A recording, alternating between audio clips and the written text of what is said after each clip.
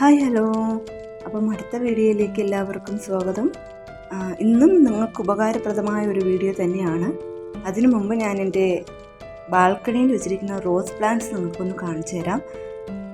ഞാൻ വാങ്ങിച്ച rose plant മേളിലാണ് വെച്ചിരിക്കുന്നത്. കാരണം താഴെ അധികം വെയിലടിക്കാത്തതുകൊണ്ട് തന്നെ അതിൻ്റെ വളർച്ചയ്ക്ക് ചെറിയൊരു ബുദ്ധിമുട്ടുണ്ട്. അപ്പം അതുകൊണ്ട് ഞാൻ ബാൽക്കണിയിൽ കൊണ്ടുവച്ചിട്ടുണ്ട്. ഇതുകൊണ്ട് ഒരു കൊലയിൽ തന്നെ കുറേ മുട്ട് ഉണ്ട്. എല്ലാം കൂടി വിരിയുമ്പോൾ നല്ല ഭംഗിയായിരിക്കും. നല്ല റെഡ് റോസാണ്. പ്രത്യേകിച്ച് ഇതിൻ്റെ പേരൊന്നും എനിക്കറിയില്ല, എങ്കിലും ഭംഗിയായിട്ട് വാങ്ങിച്ച് വെച്ചിരിക്കുന്നതാണ്. എനിക്ക് ഈ ബാൽക്കണിയിൽ നിറച്ചും റോസ് വാങ്ങിച്ച് വെക്കണമെന്നാണ് എൻ്റെ ആഗ്രഹം. ഇത് പ്രത്യേകിച്ച് നാടൻ റോസ് വാങ്ങിച്ച് വെക്കണമെന്ന് എനിക്ക് ആഗ്രഹമുണ്ട്. അപ്പം അത് ഉടനെ കുറച്ചായിട്ട് നമുക്ക് ചെയ്യാം. അപ്പം ഇന്നത്തെ വീഡിയോയിൽ ഞാൻ പറയാൻ ഉദ്ദേശിക്കുന്നത്, എല്ലായിടത്തും ചൂടൊക്കെ തുടങ്ങിയില്ലേ, ഇനി അങ്ങോട്ട് ചൂട് സമയമാണ്. അപ്പം എല്ലാവരുടെയും ഒരു മെയിൻ പ്രശ്നം എ സിയിൽ എന്ത് കംപ്ലൈൻറ്റ് ഉണ്ടെങ്കിലും നമുക്കതിൻ്റെ മെക്കാനിക്കിനെ വിളിച്ചാൽ മാത്രമേ നമുക്ക് ചെയ്യാൻ പറ്റത്തുള്ളൂ. ചില ആൾക്കാർക്കൊക്കെ അറിയായിരിക്കും അതിൻ്റെ എന്തൊക്കെ അത്യാവശ്യം എന്തൊക്കെ ചെയ്യണം എന്നുള്ള കാര്യം അറിയായിരിക്കും. കുറേ പേർക്ക് അറിയില്ലായിരിക്കും. അപ്പം എ സിയിൽ തണുപ്പ് കുറവാണെങ്കിൽ എന്ത് ചെയ്യണം, നമുക്ക് ചെയ്യാൻ പറ്റിയ എന്ത് കാര്യമുണ്ട്, അത് നമ്മൾ സ്ത്രീകളാണെങ്കിലും ആർക്കാണെങ്കിലും ചെയ്യാം. അങ്ങനെ ഒരു വീഡിയോ ആണ് ഞാൻ ഇന്ന് ഉദ്ദേശിക്കുന്നത്. എ സിയിലൊരു മെയിൻ പ്രശ്നമെന്ന് പറയുന്നത് തണുപ്പ് കുറയണതാണ്. അപ്പോൾ ഈ തണുപ്പ് കുറയുമ്പോൾ നമുക്ക് ചെയ്യാൻ പറ്റിയ കാര്യം എന്താണ്, അതാണ് ഞാനിവിടെ ചെയ്യാൻ ഉദ്ദേശിക്കുന്നത്. അപ്പം ഇതിപ്പോൾ ഞാനാണ് ചെയ്യുന്നത്. നിങ്ങൾക്കൊരു കോൺഫിഡൻസ് കിട്ടും. ഈ രണ്ട് സൈഡും പിടിച്ച് എ സിയുടെ ആ ഡോർ അങ്ങ് തുറന്നങ്ങ് വെക്കുക. അപ്പോൾ തന്നെ ഈ രണ്ട് അരിപ്പ് പോലത്തെ രണ്ട് സാധനം രണ്ടിടത്തും കാണും. നിങ്ങൾക്ക് കണ്ടാൽ തന്നെ അറിയുന്നില്ല എന്തുമാത്രം പൊടി പിടിച്ചിങ്ങനെ അടഞ്ഞിരിക്കുകയാണ്. അപ്പം ഇങ്ങനെയൊക്കെ വരികയാണെങ്കിൽ തണുപ്പ് എന്തായാലും കുറവായിരിക്കും. അപ്പം ഇത് ഊരി വൃത്തിയാക്കി എടുത്ത് വെക്കുക. അപ്പം ഇതാണ് നമുക്ക് ചെയ്യാൻ പറ്റിയ കാര്യം. അപ്പം ഞാൻ എന്താ കണ്ടില്ല, ഈ രണ്ട് ഇതിലും പിടിച്ച് അതിനെ അങ്ങ് ഇളക്കി അങ്ങ് എടുക്കണം. പതുക്കെ മേളിൽ നിന്ന് ഇങ്ങോട്ട് ഇങ്ങനെ ചരിഞ്ഞെടുക്കണം. അതൊരു കർവായിട്ടാണ് ഇരിക്കുന്നത്. അതങ്ങ് ആ രീതിയിൽ എടുക്കുക. വെയിറ്റും കുറവാണ്.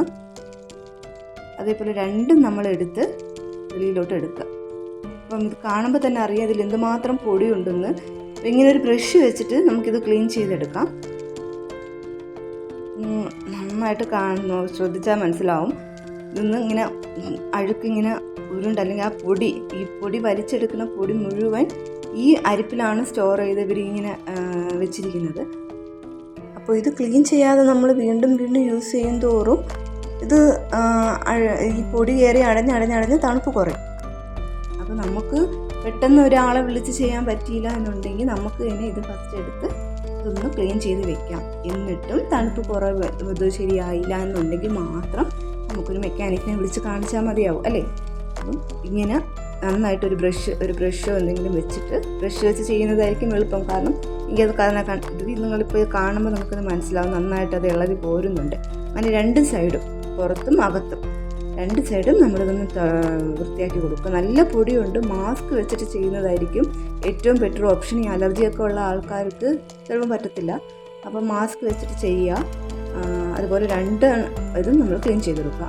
ഈ ക്ലീൻ ചെയ്തതിന് ശേഷം നമുക്ക് വേണമെങ്കിൽ വെള്ളത്തിൽ വാഷ് ചെയ്യുകയും ചെയ്യാം.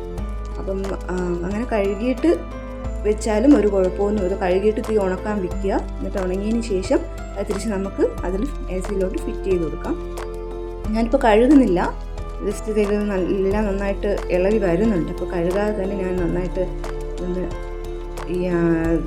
ക്ലീൻ ചെയ്യുകയാണ്. എ സിയിൽ വേറെയും കംപ്ലയിൻറ്റ്സ് വരും. വെള്ളം വീഴണമെന്ന പ്രശ്നം. അപ്പോൾ അങ്ങനെയൊക്കെ ഉണ്ടെങ്കിൽ നമ്മളൊരു മെക്കാനിക്കിനെ വിളിച്ച് തന്നെ ചെയ്യേണ്ടി വരും. അപ്പം ഇങ്ങനൊരു അത്യാവശ്യത്തിന് മാത്രം നമുക്കിങ്ങനെ ചെയ്യാം. അതുപോലെ തന്നെ എല്ലാ എ സിയിലും ഇങ്ങനെ തന്നെയാണോ ഇതിൻ്റെയൊക്കെ സ്ട്രക്ചറൊന്നും എനിക്കറിയില്ല. ഇങ്ങനെയുള്ള സ്ട്രക്ചറാണെങ്കിൽ നമുക്കിത് ഉപയോഗപ്പെടും. തിരിച്ച് ക്ലീൻ ചെയ്തതിന് ശേഷം നമുക്ക് അതേപോലെ നമ്മൾ എങ്ങനെയാണ് എടുത്തത് അങ്ങനെ തന്നെ തിരിച്ച് ഫിറ്റ് ചെയ്ത് കൊടുക്കുക. മേളിൽ നിന്ന് അകത്തോട്ട് കയറ്റിയിട്ട് ഈ രണ്ട് ഭാഗവും പിടിച്ച് അങ്ങ് പ്രസ് ചെയ്ത് കൊടുക്കുക. തീയൊന്ന് ഒരുപാട് അങ്ങ് പുഷ് ചെയ്യേണ്ട ആവശ്യമൊന്നുമില്ല. അത് ചെറിയ വെയ്റ്റ്ലെസ് ആണ്. അതങ്ങ് വെച്ചതങ്ങ് ഇരിക്കും. അതേപോലെ രണ്ടും വെച്ച് കൊടുക്കുക.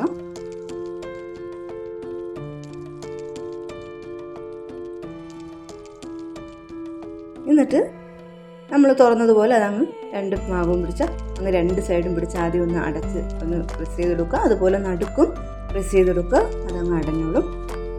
അപ്പോൾ ഈ വീഡിയോ എല്ലാവർക്കും ഉപകാരമായെന്ന് വിചാരിക്കുന്നു. വീണ്ടും അടുത്ത വീഡിയോയിൽ കാണാം. ബൈ.